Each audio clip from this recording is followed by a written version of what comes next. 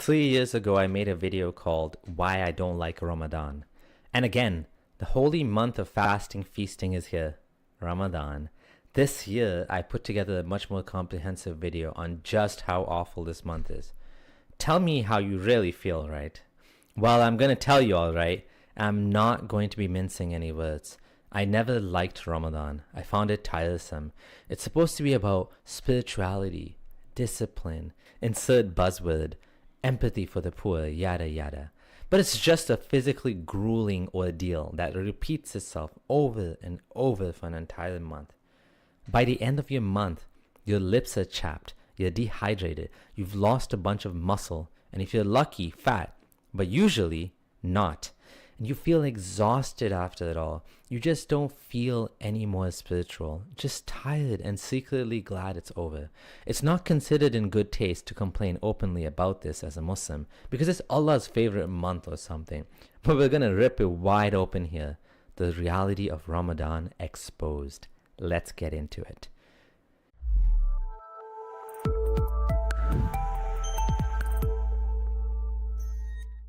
Excuse me? Sorry? Yeah, I can smell that. Do you mind eating that somewhere else? I'm fasting. That's not my concern. Yeah, but I'm fasting though. So why are you out? What do you mean why am I out? If you're fasting, be indoors. Yeah, but I'm eating my lunch and you come and disturb me. yeah, What for? yeah, but I can smell it. So what? It's food. Of course you're going to smell it. Yeah, but can you not just wait until you like get off the Please, bus? don't tell me what to do. You're fasting, stay indoors and don't come and bother nobody on the bus. No, but I'm just saying. I'm eating my lunch. Yeah, but What's your problem? Because you're right next to me and I can But smell go it. downstairs. You think you should have manners and not eat inside the Go bus stop? downstairs and leave me alone. It's my lunch. Like I said, I'm fasting and I can smell it. That's your business. Stay indoors. What do you mean stay indoors? I need to When go out I and see this fast, stuff. I don't go out. Stay Okay. indoors, read your Bible, and Okay. keep quiet. Well, first of all, I don't read the Bible. Second of all, just because you stay inside when you're fasting doesn't mean I need to do that as well. We shouldn't be coming out here making trouble. Entitled people demanding accommodations, inconsistent fast timings, Muslims struggling in non-Muslim countries without accommodations, non-Muslims were forced to eat in Muslim countries, increase in food waste, laziness, full mosques followed by empty mosques, fighting over the moon. What does Ramadan really bring to humanity? One of the patterns you're going to see in this video is inconsistent and incoherent rules. But before we get into the negatives, which there are so many of, I'm going to start with looking at this holistically. Ramadan brings families together for iftar, breaking the fast, and in some cases it can be nice to wake up together for suhoor, the pre-dawn meal.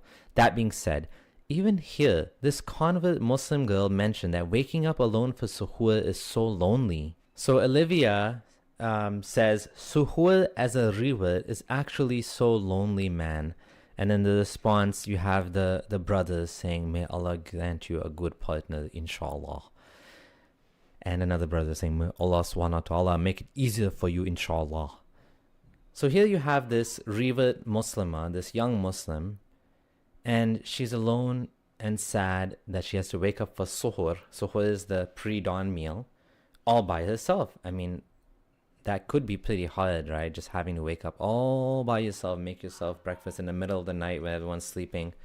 Doesn't sound fun, does it? So yes, there are some benefits, mainly around bringing people together and feeling spiritually high when you go through each fast, or go for the long-ass prayers at night. But at what cost? If I were to design a better Ramadan, I'd make it 7 days long, optional fasting, water allowed, and based on reasonable hours that don't fluctuate. People can still get together for dinner and pray together, but without all the awfulness.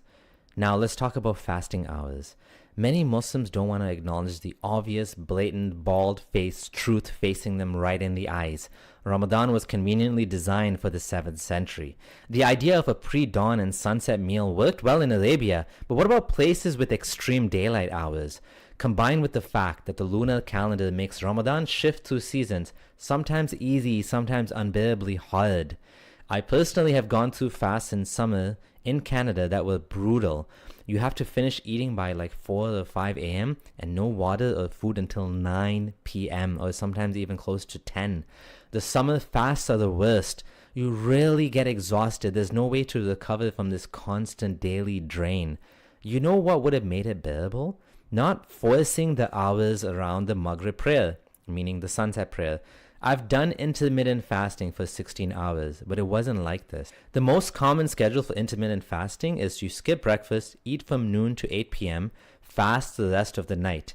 It's 16 hours, but it's actually doable, and you can have water, black tea and coffee, sugar-free drinks. Your body is in ketosis since you don't get any calories in, but you don't get dehydrated and you don't have to be a miserable fuck by wrecking your sleep to wake up and eat at 4 a.m. What's it like to eat at 4 a.m. anyway? Your stomach feels like sludge. And then you wake up in the morning after that, after going back to bed. So you wake up, you eat, you go back to bed, and you wake up in the morning and it all comes out at once. Since your body doesn't want this calorie explosion like that. And then the winter fasts in these same countries are hilariously short. Do you get less reward in those months and more in the long months? In reality, having months of short fasts does not make the long ones any better. The long ones are rough and draining, and the short ones are a joke. More tough questions for Allah, who designed this system that makes no sense and is completely unfair. Muslims claim this is about discipline, but how does that make sense when you can take naps or your fasting is easier than the rest of the world based on the fact you live in a country with shorter daylight hours? Never mind the fact that if you live in the extreme north, there is no sunset. What then? Of course, another arbitrary rule has to be made up, such as follow Saudi in this case. The fasting feasting cycle. One of the most obvious and most ridiculous parts of Ramadan is the fasting feasting cycle. It's actually quite surprising that most Muslims don't lose weight in Ramadan, but maintain their weight or even gain weight. How is this humanly possible? To gain weight means you have to be in a calorie surplus. Considering that in Ramadan you only eat for a small pocket of time, how can you possibly gain weight? The reason is obvious to all. It's the food. The delicious, oily, indulgent meals that are eaten every day. There's also a massive amount of food wastage. Combined with lower energy output such as taking naps, sleeping in, and spending hours sitting around, this doesn't lead to a healthy outcome. Your body sits unused. The Muslim gym bros tend to lose their gains too in this month. Because when you fast, the first thing that goes is your muscle. Fat is the last to go. Being an athlete in Ramadan is being in handicap mode. No water, hardly any calories, less sleep because of all the prayers and crap. That being said, I'm a big fan of intermittent fasting. And fasting in general with water is a good thing. But from a health perspective, Ramadan is no good. It puts your body in an awful situation of constant dehydration followed by these gluttonous meals. If you sleep in and miss suhoor or iftar, either the breakfast or dinner, you have to do a double continuous fast. This happened to me and many others I know. You somehow sleep through because you're so tired and you end up doing an extra long double fast. The moon sighting controversy. Every single year there's a problem with Ramadan, which is that nobody knows when it started. There are so many different opinions on what the right answer is. Is it when the moon is sighted in your locality, or in Saudi, the birthplace of Islam, or anywhere in the world? Even better, based on math for when the moon can theoretically be sighted? Who knows? It's all opinion. And sometimes you'll have a single family where one's fasting and the other one's celebrating Eid. It happened in our family several times. This doesn't usually happen in Muslim countries though, because the government announces what day Ramadan starts and everyone just follows that. However, if you're like the majority of us living outside of a Muslim country, be prepared for a mess. I remember one day, the mosque in Waterloo, Ontario announced that it was Eid, meaning the month of fasting was done the next day, and then changed their mind after people went to bed. The Hilal committee, for some reason, there was some confusion about whether the moon was sighted or not sighted. They decided it was not sighted after they decided it was sighted. And then on top of it, you don't even know if you're supposed to go to work, take the day off, what to do, because it might be Eid, it might not be Eid. It's very confusing. People felt annoyed that the Hilal committee's local sighting included Guyana. That's right, in North America, because most mosques in Toronto are founded by those in the Guyanese community who wanted to break fast with their families back home, they decided to include Guyana in the local sighting. Fasting in Muslim countries gives you an advantage that you don't get in non-Muslim countries. Many will sleep all day and stay up all night. You get shorter days at work, time off, and the hours in the Middle East are pretty easy. Talk about a productivity drop. Not like the Muslims unlucky enough to live in the northern latitudes, Right now in Dubai, the fast is 5 a.m. to 6 p.m., which is similar to Toronto. The fasting hours don't massively fluctuate, they're stable. Yet again, another example of why the system sucks. If you're one of the millions not lucky enough to live in a Muslim country, you have to live Ramadan in hard mode, especially in summer. Yet in both cases, human productivity goes down for not just one day, but an entire month. All for the sake of dogma. Things slow down, come to a halt, things don't get done. If you're not Muslim, technically you don't need to fast, right? But in Muslim countries, many face social pressure to not eat in front of others. Like that video I showed you, which was in the UK, I think. People still feel like entitled. Muslims feel entitled. Restaurants and shops are closed or have to install curtains for non-Muslims. If you want to eat in a workplace, you'd have to go and do it discreetly or be punished for offending the religion or even blasphemy. So much for freedom of religion, right? Next, we're going to show some damning statistics about how violence and crime increase in Ramadan. Before I get into this, just a reminder to subscribe if you're new here. If you want to see more and you'd like to support the channel, please also consider joining the Patreon or directly on YouTube below by clicking Join Now. Peace or fighting? Studies show that in Ramadan there's an increase in domestic violence. Irritability from fasting is increased. When I was in Egypt for a few months, I saw people sometimes breaking out in fist fighting. There was a lot of yelling. In fact, in an article from the New Arab, it says, while more Muslims seek domestic violence support in Ramadan, many can't bear to act. More Muslims are seeking domestic violence support during Ramadan. But why are many of those who turn to the Milwaukee Muslim Women's Coalition for help unwilling to take action during the holy month? Anna isn't surprised that UK-based Islamic domestic violence charity Noor in 2021 says it receives more requests for support during Ramadan. Daily News Egypt wrote, Ramadan saw a rise in violent domestic crimes, media says. According to Gamal al-Banna, the younger brother of Hassan al-Banna, the founder of the Islamic Brotherhood, although Ramadan is a holy month where Muslims seek to be closer to God, fasting can put some people in a melancholy mood. Add to this the physiological state of fasting and the stressful conditions of Egyptian life, and consequently crimes take place in Ramadan, he told the Daily Star Egypt. Imagine hearing from the younger brother of the founder of Ikhwani Muslimun that domestic violence and fighting increases in Ramadan. Pretty nuts. What about women? Are they safe? In the Faith and Violence Against Women and Girls Coalition blog, they wrote, across the globe, Ramadan is a month of reflection, solidarity, and bonding within the families. There is no doubt that for many, it is a month of self-purification, dedication, and spirituality. However, like all religious commemorations and festivals, the holy month of Ramadan can bring extra burdens, extra responsibilities, and chores for both women and girls. This can lead to women being overloaded in many ways, especially when they are expected to wake up earlier to ensure food is ready for suhoor, time for eating before sunrise, to cook a wider variety of dishes, inviting family and friends for iftar, time of breaking the fast at sunset, and burdened with the responsibility of cleaning and tidying up after. In many families, the cultural expectations, rigorous gender roles, and stereotypes continue to perpetuate a vicious cycle, pushing many to a breakdown, burnout, or extreme exhaustion, especially when there's ongoing coercive control and abuse happening. In addition to this, we know that even during regular days, some women face a triple shift. This is where women not only take on paid work and unpaid work, i.e. housework, but also the emotional care and well-being work within a household. The triple burden and multiple roles expected of women in society can heighten tensions during festival seasons, which can be seen in the increase in domestic abuse and divorce cases for these periods. From my experience of working with Muslim domestic violence survivors, I remember cases where in one situation a young mother with a newborn baby was overwhelmed, especially during Ramadan. This survivor's husband would find Ramadan as an easy and relaxing escape to sleep until the afternoon, making himself absent, not helping with daily chores or being there for the baby simply because he was fasting. I also remember a good friend who some time ago mentioned Ramadan brings out the beast in him. When he's fasting, it's more aggressive. If you say anything, he can flare up.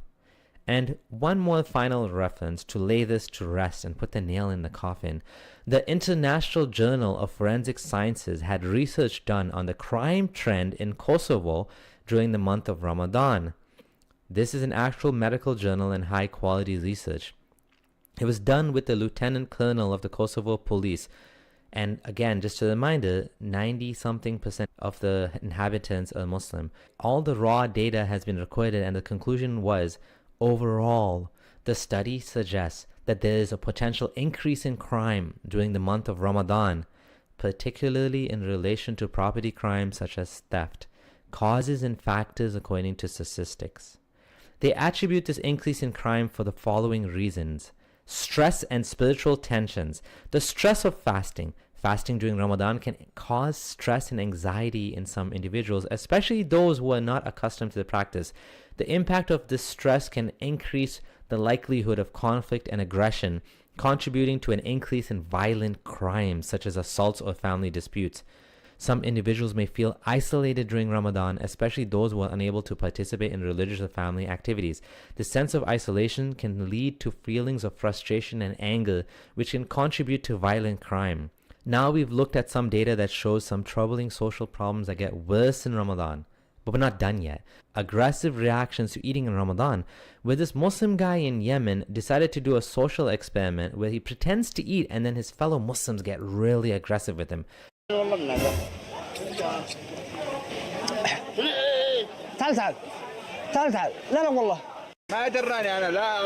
linked it in the comments if you want to check it out. Watch that video next. My wife, Mrs. Friendly Ex-Muslim, is going to read the following part. Okay, so I had some of my own points that I wanted to add to this, and I'm going to go over 3. These are all things that I've experienced and witnessed, so I'd like to share that with you. The pressure to ignore that life still continues. If you are a Muslim, life doesn't stop because of Ramadan. Well, it may, if only you have to be concerned with fasting and going to the mosque, but that is not how life is for pretty much everyone. People who fast still have to do the daily grind of life, which can be really challenging when you throw in the whole waking up early to make suhoor for your entire family, followed by praying, and maybe going back to sleep if you're lucky. Your sleep is already going to be broken by forcing yourself to get out of bed just because Muhammad said so. That is just the beginning, though. If you are a woman, you're going to be stuck in the kitchen cooking every single night for the entire month. Everyone else will be able to ignore the smell of food and making it because they are not the ones cooking. It's a grueling and thankless job assigned to the woman. If you're in college and studying, fasting is going to impact your ability to function and use your brain. You're going to be tired, thirsty, and hungry. It's really hard to focus and do your best when you have broken sleep and no food or water. Pregnancy, breastfeeding, menstruation. Pregnancy and breastfeeding women are exempt from fasting, but many pregnant women will still fast and put their bodies through unnecessary hardship. The thing that is awful about taking advantage of this exemption is the fact that you're not totally off the hook here. When your pregnancy and breastfeeding ends, you are required to make up those fasts. Even if you have your period during Ramadan, this is not truly a break from fasting. Why should you have to make up a fast for something natural your body does that is beyond your control? So, the exemption does not mean that you totally get a break and never have to think about it again. You will often see women talking about making up fasts before Ramadan starts, or making them up throughout the year. Regardless, it's annoying to have to set aside days and weeks of your time to fast. Imagine if you even had one pregnancy. You will have to make up that entire month, as well as potentially 2 years of breastfeeding. That will easily be 90 days of fasting because you had one child. Some women have back-to-back pregnancies for years, which would tally up their missed fasts even higher. If women are supposed to be a cherished and valued part of the Muslim community, why do they have to make up fasts as mothers? Being a mother is exhausting, and you need all of the energy you can get. Why should you be burdened with making up fasts because you had a baby? You know what else I always found interesting about pregnant women being exempted from fasting? A lot of women don't even know they are pregnant when Ramadan starts because they're still early in their pregnancy and they won't test positive yet. Early pregnancy symptoms can be anything from headaches to feeling extremely exhausted. A woman who is unknowingly pregnant will have to suffer and fast. If there was a chance a woman could be pregnant at all, why didn't Allah add that clause to the pregnancy exemption? Depression and fasting. Depression is something that can be considered an invisible struggle.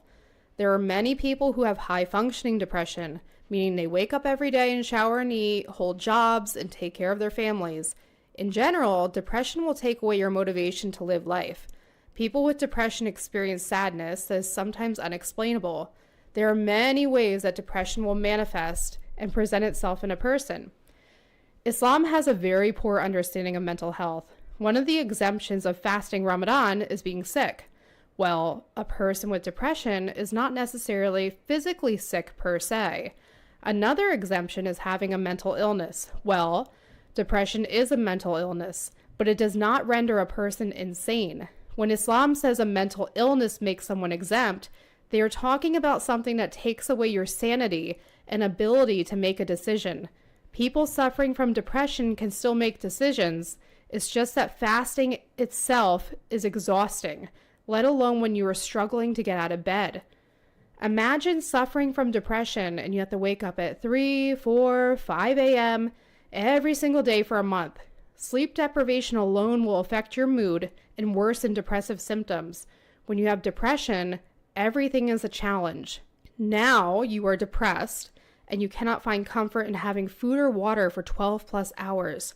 On top of everything else in life being a struggle, now you have to plan your iftar for when the fast ends. Being exhausted from depression on top of the exhaustion from Ramadan will just make everything, well, exhausting. The social pressure to fast when depressed is depressing in itself. If you tell Muslims you are suffering from depression, they will still guilt you into fasting. That is because having depression is not enough to be exempted. If that were truly the case, then a lot of Muslims would not be fasting at all. Fasting in back-breaking industries. I remember when I went to visit my uncle in Kenya, I saw the construction workers working in the hot heat outside, no shirts on, and of course, no water. How many people have to suffer to hard labor jobs while fasting? Or farmers, factory workers, police officers, security guards, street vendors, delivery drivers, emergency staff like paramedics or firefighters. Do you really want your surgeons surviving on less sleep and no food or water while they're operating on you? A surgeon needs extreme focus and precision. They stand for hours and it's high stress. What about a firefighter? Do you really want him to be exhausted while carrying you out of a burning building? I guess Allah wants them to cut back on saving lives and just do a few extra rakats of prayer instead. This includes my Muslim mechanic who looked tired as hell when I went to fix my car in Ramadan a few years ago. Then there's also the guy I met at Fajr prayer when I was still Muslim many years ago who told me he fell asleep while driving and got into a car crash because he was so tired. Children fasting. Kids also have to go through this if they're at the age of puberty. Even if they aren't, they're encouraged or pressured to fast. Thankfully in Canada, at least where I live, the public schools try to help out these poor kids by letting them sit out from gym class and even giving them a quiet place to sit in the library during lunch. In Muslim countries, I wonder what it's like to be a kid and everyone's fasting and you're also pressured into it. Well, I know one ex-Muslim I talked to who told me he fainted while fasting during childhood, I think in Pakistan. And then if you're a girl who's on her period, you can eat. Everyone's going to look at you weird and you'd have to explain to them. Also another strangity in Islam, having to expose that you're on your period to others. Or you could suffer through the fast, but it wouldn't count. Thanks Allah. Ozempic for Ramadan. Now that brings us to a hilarious workaround for the whole fasting thing. What if there was a pill you could take that would take away your hunger? There actually is one. If you're taking this drug, you'll be able to fast no problem. Ozempic, it's a weight loss drug that takes away your appetite. Let's watch this short skit. I used to rush to eat a whole meal before dawn, but now I just grab my prayer beads and my Ozempic needle. As long as I shoot up before the sun rises, it's halal. That was actually a joke, but it makes you wonder, did Allah predict this? Is this haram? Does this take away your reward in any way? I'm guessing it's no worse than sleeping through the fast. Apparently that's okay too, which shows you how dumb the whole thing is. So many workarounds. Another workaround is traveling. If you consider yourself a traveler, even if you purposely decide to travel for leisure, you can skip your fast until the traveling is done and you're no longer a traveler. There you go, another workaround. Leaving Islam. Finally, Ramadan is a month where an abundance of Muslims leave Islam. I know for me, it was a moment that triggered introspection and I ended up leaving during it. I think being faced with the constant religion in your face makes you address it and think about what you are believing in. For me, it was a Ramadan pre-dinner talk where Sheikh Dawood Butt in maybe 2015 or 2016, nearly a decade ago, said something about the planets and orbits and how Allah holds up the sky. And this triggered me to look into it more because it just didn't make any sense. If fasting in Ramadan was optional, would anyone do it? I personally believe many ex-Muslims become ex-Muslims in Ramadan, and I'm excited to see who else is going to leave Islam now. And if fasting in Ramadan was optional, would anyone do it? I don't think many would. The reason we know this is because the optional fasting in the month of Shaban before Ramadan and in the month of Shawwal after Ramadan are done by probably less than 1 or 2%. Fasting is a massive challenge for everyone involved, but somehow the community drags themselves through it every year. In conclusion, Ramadan is a month that forces Muslims to put aside everything and focus on the man-made God. Islam is one of the toughest religions because it has this mandatory period of annual fasting. While going through this month, Muslims do have some good experiences bonding and spending time together, but also have to make an immense sacrifice and end up missing out on many other experiences. This religion robs them of their autonomy and choice and takes away a whole month of their lives every year. Thanks for watching. Hopefully you are not fasting and you are free from these chains of Islam. If you made it all the way to the end of the video, you're awesome. Do subscribe, put the bell on, and leave a comment to support the channel. Again, if you'd like to support the channel even more, your help is most appreciated. Please join on Patreon or on YouTube members. Thanks for watching. This is your friendly ex-Muslim and wifey signing out.